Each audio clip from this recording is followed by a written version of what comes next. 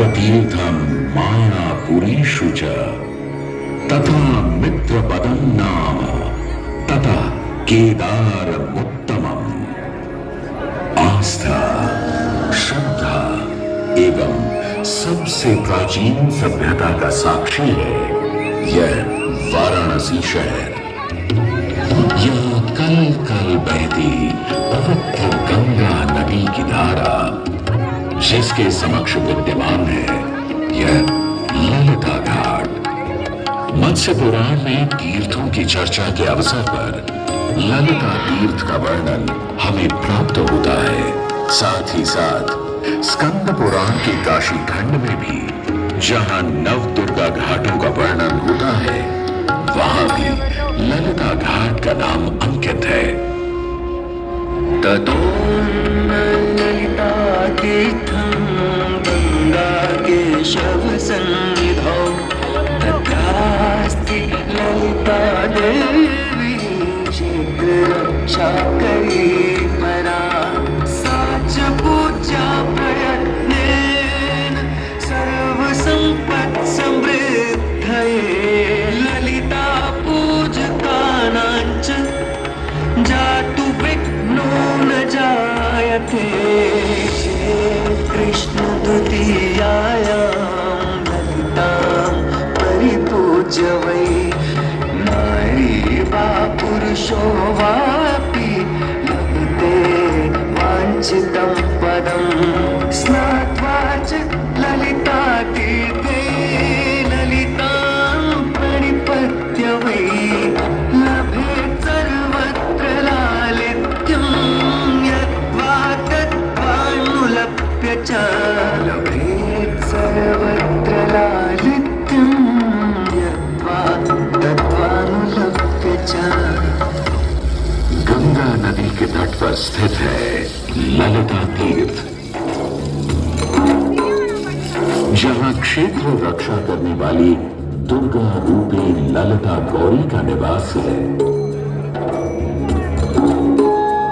जिनकी सभी श्रद्धालु सर्व प्रकार संपत्ति लाभार्थ पूजा अर्चना करते हैं।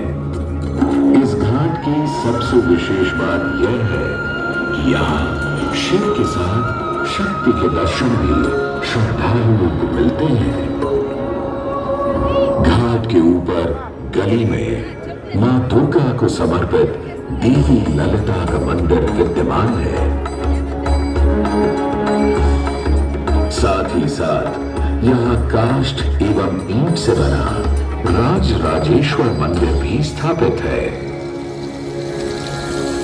भगवान शिव को समर्पित काशी में यह मंदिर नेपाल के पशुपति मंदिर का प्रतीक रूप है।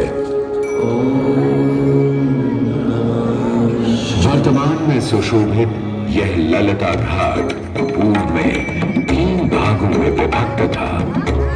दक्षिण दिशा की ओर से चले तो नेपाली घाट, ललिता घाट एवं राज राजेश्वरी घाट। इनका उल्लेख सन 1921 में मोती चंद्र जी ने किया था, जहां नेपाली घाट एवं ललिता घाट के पक्के निर्माण का श्रेय नेपाल के महाराजा बहादुर शाह को जाता है, तो वहीं राज राजेश्वरी घाट के निर्माण का श्रेय सिद्धगिरि जी को जाता है। कालांतर में नेपाली एवं राज राजेश्वरी घाट ललिता घाट में ही समाहित हो गए। ऐसी मान्यता है कि अश्विन मास की कृष्ण तृतीया के दिन ललिता तीर्थ में स्नान कर देवी के दर्शन करने से श्रद्धालुओं की सभी मनोकामनाएं पूर्ण होती हैं।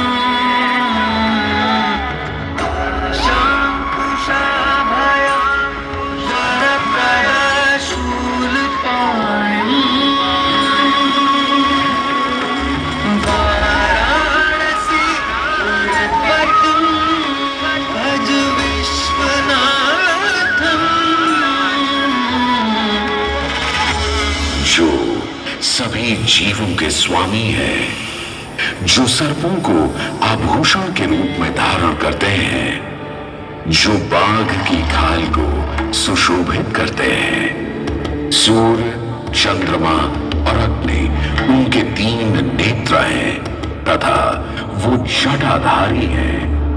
पाश, अंकुश और त्रिशूलधारी हैं। वे अपने सभी भक्तों को आशीर्वाद देकर उन्हें भय से सुरक्षा प्रदान करते हैं। ब्रह्मांड के स्वामी एवं वाराणसी के भगवान श्री विश्वनाथ की हम वंदना करते हैं। मैं आदि नगरी काशी हूं, वही काशी जो स्वयं भगवान शिव के त्रिशूल पर विद्यमान है। सृष्टि के प्रारंभ में महादेव ने जब पृथ्वी पर अपनी दृष्टि डाली तो उन्हें एक भाग चमकता हुआ प्रतीत हुआ। उसी भाग को भगवान शिव ने काशी का नाम दिया।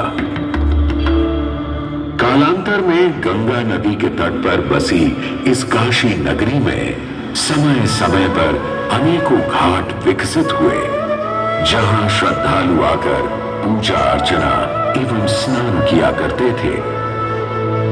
माना तो यह भी जाता है कि यह नगरी एक बहुत सुंदर वन से ढकी हुई थी, जहां पीपल, आम, बरगद, शीशम आदि के वृक्ष हुआ करते थे, जिनकी छाया में बैठ ऋषि मुनि, साधु संत आनंद से तपस्या किया करते थे। इसलिए इस जगह का उल्लेख आनंद वन के नाम से भी किया गया है। जितनी पुरानी काशी नगरी है, उतना ही पुराना यहाँ का काशी विश्वनाथ मंदिर भी है। भगवान शिव को विश्वेश्वर, विश्वनाथ आदि नामों से भी संबोधित किया जाता है, जिनका अर्थ है संपूर्ण विश्व के स्वामी। किंवदंतियों की माने तो सृष्टि के आदि में जब भगवान शिव एवं मां पार्वती पृथ्वी का भ्रमण कर रहे थे, उन्हें यह स्थान बहुत प्रिय लगा। तब मां पार्वती को यहाँ कुछ समय रुकने की इच्छा हुई, तो भगवान शिव अपने लिंग रूप में यहीं स्थापित हो गए। तभी से 12 ज्योतिर्लिंगों में इस मंदिर को विश्वेश्वर मंदिर के नाम से भी जाना जाने लगा, जहां भगवान शिव और माता पार्वती सदैव वास करते हैं। सदियों से इस पवित्र नगरी ने अनेक ऋषि मुनियों, तपस्वियों, धर्म गुरुओं आदि को अपनी ओर आकर्षित किया है। आदि शंकराचार्य एवं मंडन मिश्र ने इसी मंदिर के प्रांगण में बहुत समय व्यतीत किया। समय बदला, दौर बदला। भारत के स्वर्णिम काल पर विदेशी आक्रांताओं की नजर पड़ी, जिसे वे लूटने एवं सनातन संस्कृति को नष्ट करने के उद्देश्य से यहाँ आए। जब प्रथम बार गौरी ने आक्रमण किया, तब पृथ्वीराज चौहान ने उसे बुरी तरह पराजित किया था। अंत में उसने क्षमा मांगी और वचन दिया कि ऐसी गलती दोबारा कभी नहीं होगी।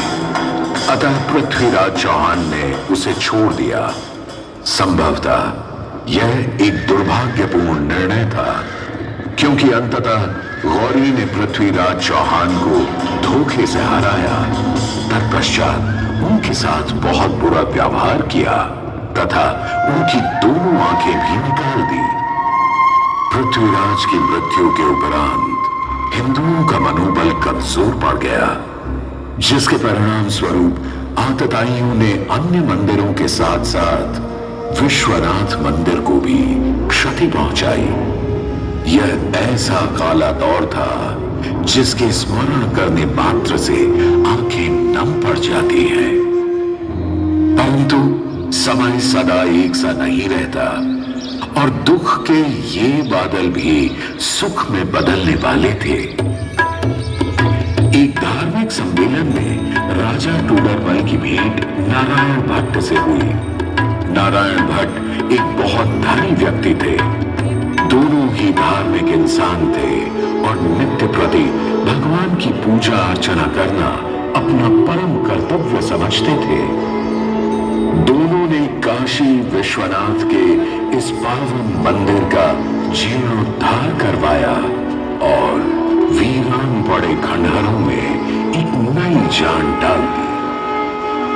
16वीं सदी में संत तुलसीदास ने यहाँ रामचरितमानस की चौपाइयों को पढ़ा था तथा संत एकनाथ ने भी यहीं पर वारकरी संप्रदाय का महान ग्रंथ श्री एकनाथी भागवत लिखकर पूरा किया था। लगभग 7वीं शताब्दी के मध्य में मराठा शासक मल्हारराव होलकर ने काशी विश्वनाथ मंदिर के पुनर्निर्माण की योजना बनाई। ये कार्य वे तो नहीं कर पाए, परंतु उनकी पुत्रवधू अहिल्याबाई होलकर जी ने इसे सन 1776 से 1778 के बीच पूरा किया। वर्तमान काशी विश्वनाथ मंदिर निर्माण का श्रेय अहिल्याबाई होलकर जी को ही जाता है। इनके अलावा महाराजा रणजीत सिंह ने 1000 किलो शुद्ध सोने से निर्मित छत्र को इस मंदिर पर लगवाया। जहां ग्वालियर की महारानी फैजाबाई ने ज्ञानवापी का मंडप बनवाया, तो वहीं नेपाल के महाराजा ने यहां नंदी की प्रतिमा स्थापित करवाई।